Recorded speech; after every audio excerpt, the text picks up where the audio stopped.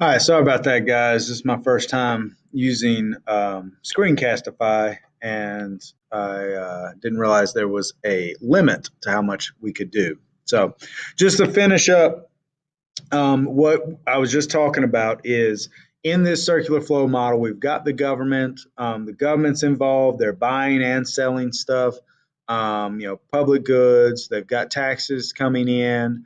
They're buying goods and services. They're buying resources. But there's also one other thing that they're doing, and we're going to get to this more in the next unit.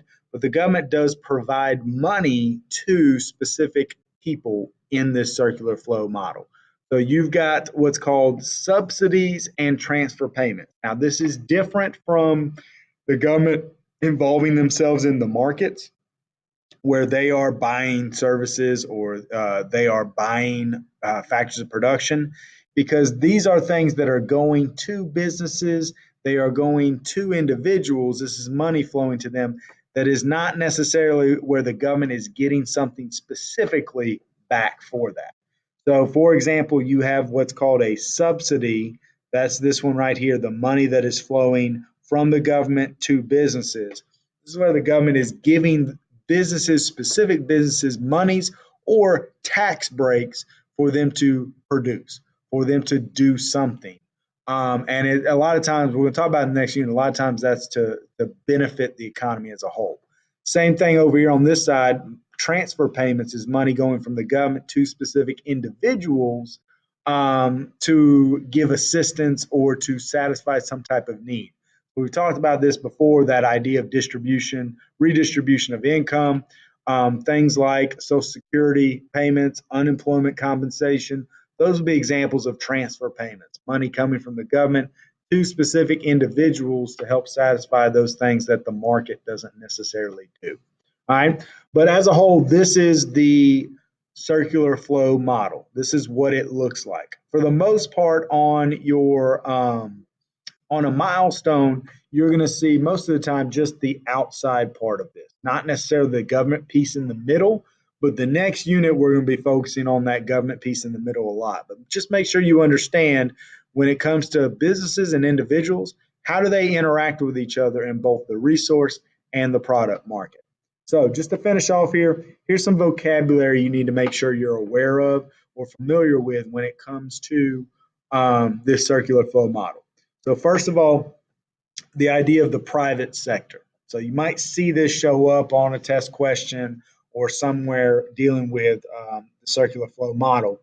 Understand the private sector, what we're talking about, is the part of the economy that is run by individuals and businesses.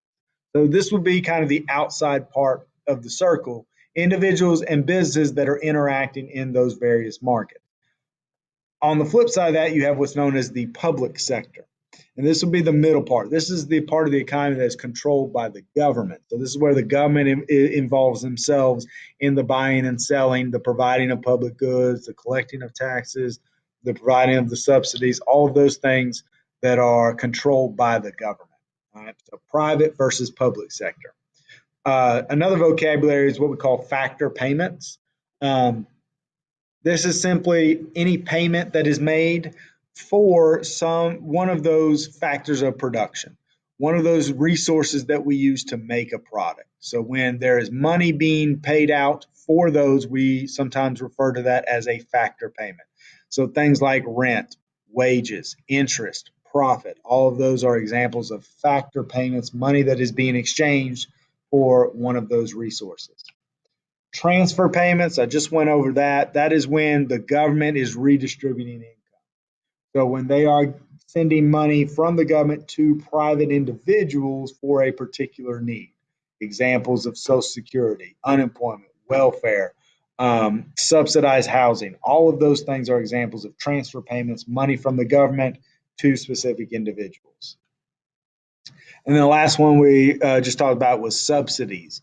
So this is the same thing, money going from the government, but now to specific businesses. So it's to help with production.